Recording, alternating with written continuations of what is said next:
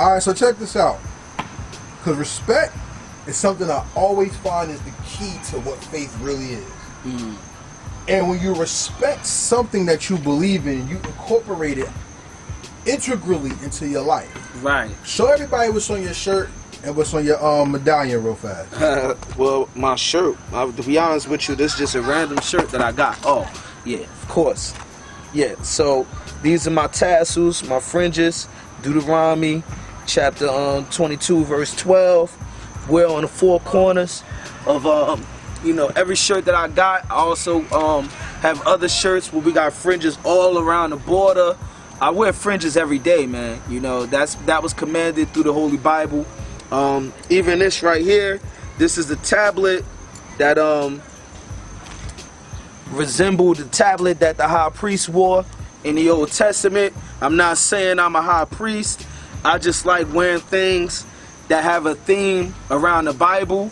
Even these bracelets that I got. You know, the bracelets that I got I bought this from a Christian store or whatever. It's just bracelets that have handcuffs on it, but on the handcuffs it say freedom. So I just thought that was cool. You know, you got the idea of freedom, but you still cuffed. You still chained up. You know what I mean? So that's how I do, man. Like I'm an artist, man. I'm an artist on different levels. So I try to incorporate what I believe in my lifestyle, whether it be through the clothes that I wear or how I wear the clothes, even down to the way that I cook, you know, all of that. You know what's deep though? Whenever you spit as an MC, somebody says, make it believable. Spit like you lived that. Right. It's your life. and then we always say to other people, yo, he sound like him, so I know he lying. He don't live that life. He ain't about that life, right? Mm-hmm. But when it comes to faith, people hide that part of their life and don't put it in their music. Yeah.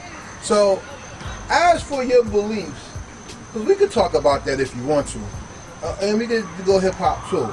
As a part of your beliefs, how important is it for you to reflect your beliefs in your lyrics or in your music? So you're not, it's not everybody's business for what you believe in, but you are a representation of your faith for how you act, how you walk, how you talk. So why was that important to put in your music so everybody can see that transparency of your belief within it? Well, for me, it's like this. In hip-hop and in the black community, we always say this phrase, keeping it real. Right? To me, keeping it real is just being truthful. I don't think that I would be true to me if I didn't incorporate what I believe in into my music. If I tried to front like I was something else, or front like put certain parts of me in hiding and then present a different part of me to you, I just feel like that's not keeping it real. You know what I'm saying?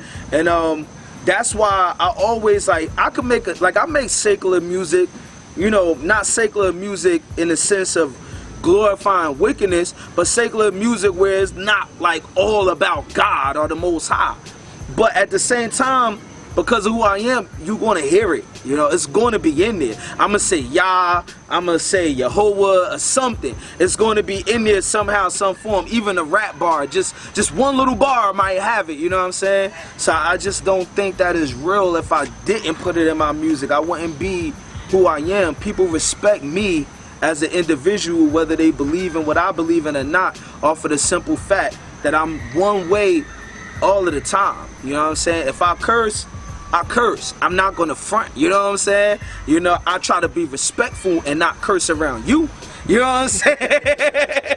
You know, but what I do is what I do. Like I'm not a fronter. I can't stand that fronting stuff, man.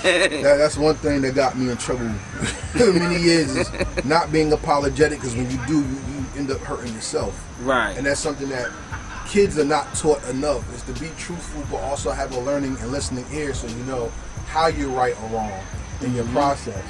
And that bothers me when it comes to religions and faith, because I have an issue with people learning something and then wanting to teach it before they master it. That really pisses me off. You know why? That pisses me off too. You know why? Because unfortunately in our communities, we have racists that walk down the street in the city with book bags on, with books that teach about how people are dark skinned and they're from hell. Yeah. We also have people, I don't know if you've seen in Phoenix, Arizona, Phoenix, I think it was, or the state of Arizona, how they had the Baphomet statue in the town square. Yeah. And like that's somebody's belief, but they want to enforce that on you instead of you making it your choice. Mm-hmm.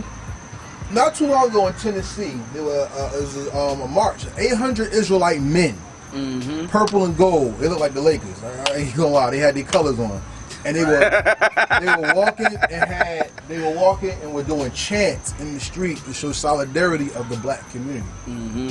Why is it in your belief, or maybe why is it in your expectation of life, or where you want it to go? Why do you think that unity is the hardest thing to commit to, even when people believe in one book, yet have so many different outlooks? I mean, so I'm gonna just speak from an Israelite point of view as a hip hop artist. When you go into the book that we believe in the Bible, our people never had unity. You feel me?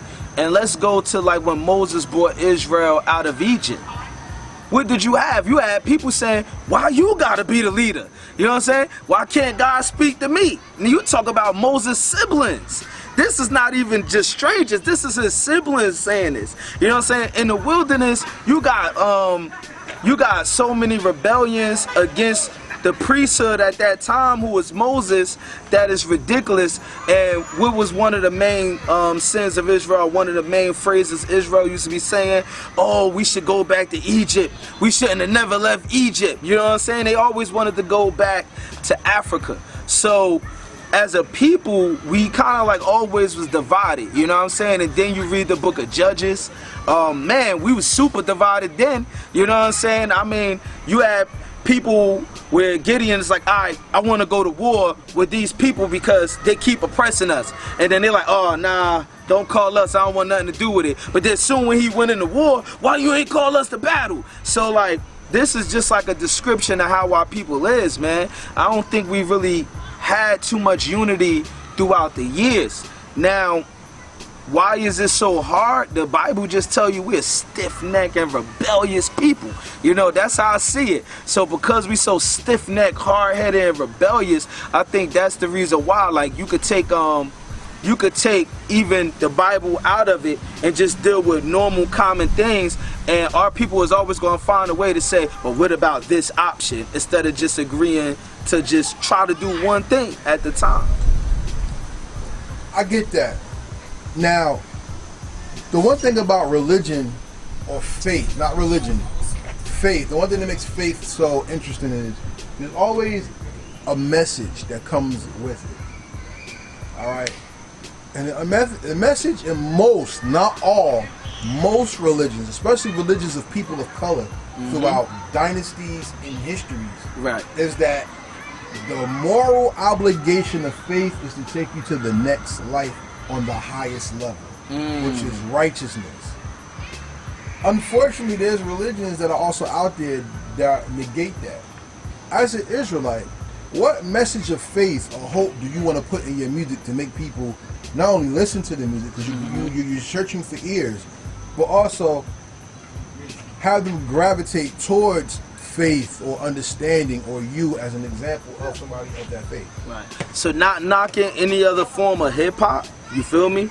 I think like all versions of hip hop should be out there, but first and foremost, my goal in the hip hop is to bring back that era of where the underdogs could relate to it. You feel me? The same way how I was able to relate to Pop, whether it was his Death Row time or his Tupacalypse Down time period of consciousness, I want to bring that era back. You know what I'm saying? That same type of era of, you know, Wu-Tang and that 5% era where they were just bringing some form of consciousness to you.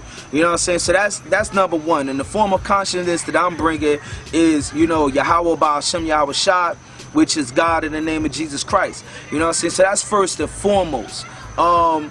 Secondly, when people listen to my music, I want people to be able to like feel that like aggression, like there was a time period in slavery, right, where the generations before us has passed, so we didn't really know who we were, where we came from, as far as our faiths the multiple different faiths we was following when we was on the continent of Africa. And there was this thing called like the Great Awakening, where the Protestant church was bringing, you know, trying to convert the slaves and bring the slaves into Christianity. And one of the things that I remember seeing in a documentary, it was a PBS documentary, was one of the things that attracted the slaves was that with this new form of Christianity they was being exposed to, it was the idea of feeling. Like they could feel, they had the right to feel something. And you seen the movie 12 Years a Slave. You remember how the brother, when they was singing those Negro spirituals, he finally was able to cry, you know what I'm saying? I want to bring that back as well in my music. I want people to feel the aggression, like, you know what I'm saying? If it's like a hardcore, like I got an album, The Time Is Now, that's coming out. You feel me? That's a hardcore album. It's very aggressive because it's coming more from an anger point of view. The Bible says be angry but sin not. So what am I doing? I'm trying to get people more into the feeling of the music again. You know what I'm saying? If I'm making a song about my life and, you know, things that happen, downfalls, you know what I'm saying? The same way how people felt that when they heard Pac, I'm trying to do the same thing when people hear my music, but just more on a spiritual level.